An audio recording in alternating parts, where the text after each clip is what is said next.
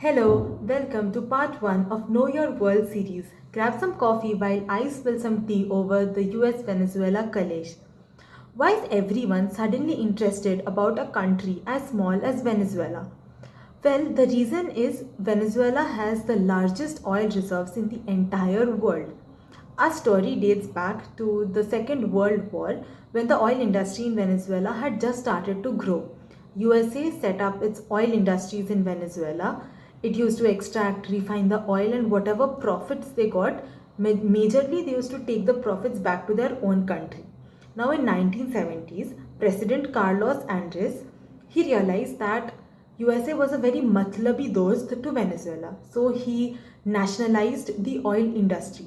Basically now the private sector firms would also be controlled by the government, and whatever profits they would earn through their oil reserves would stay within the country. This money could be used for public welfare, like to provide ration to the public or free healthcare and education. So people in Venezuela were very happy during this period, and in fact Venezuela became one of the richest Latin American countries. But a wise man once said, do not put all your eggs in a single basket.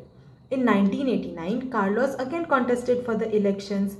He won the elections, but the global oil prices had started to deteriorate, and 90% of Venezuela's economy was dependent on the oil industry. So now the Venezuelan government ran into debt. It had no money to run the country. Now, when we need money, we turn to banks for loans. When a country needs money, it turns to IMF.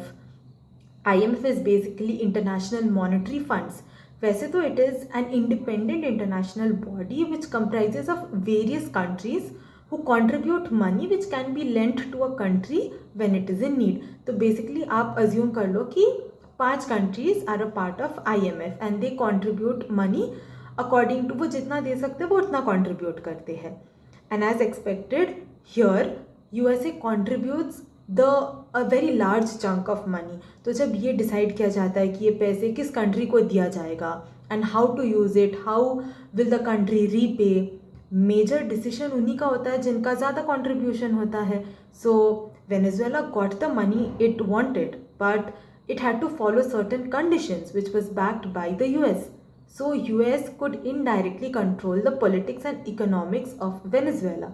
However, अभी पैसे चाहिए तो चाहिए, country government ने पैसे तो borrow कर लिए. Now what it had to do was to repay the loans. So it had to cut on the ration and free education and healthcare that it had been giving to its citizens. The citizens became very angry. There was widespread protests and riots, which led to a very famous Caracas protest. And it also gave rise to the second hero of our story, Hugo Chavez. Hugo Chavez was a military officer who was anti-US and he also spoke against the Venezuelan government.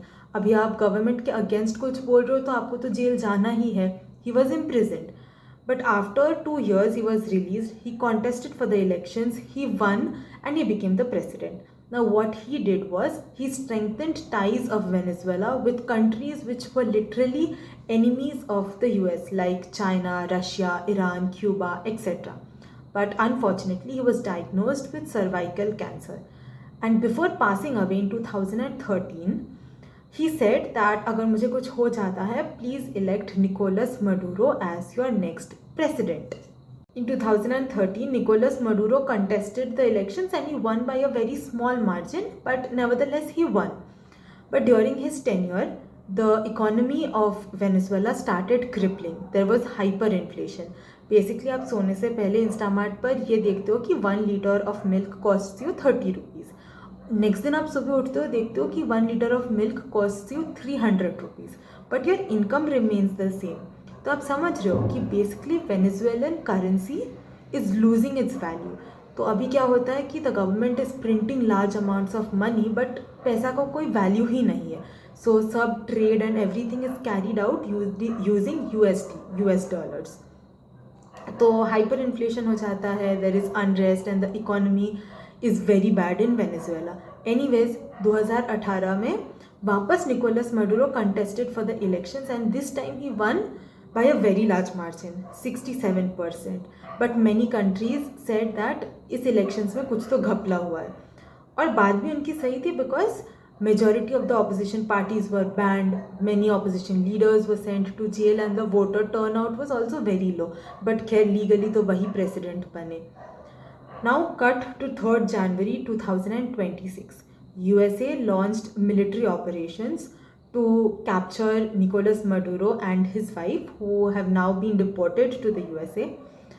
USA cited their official reason for this capture that Maduro was involved in narco terrorism. अभी सच तो नहीं बोल सकते कि we are greedy for oil, so they have to cite some reason. और अभी तो ये भी बात चल रही है कि USA intends to take Greenland under its control. अगर आपको इस बारे में और ज़्यादा जानना है, please do subscribe to my channel and let me know in the comments what more geopolitical stories you would like to know. Thank you for watching.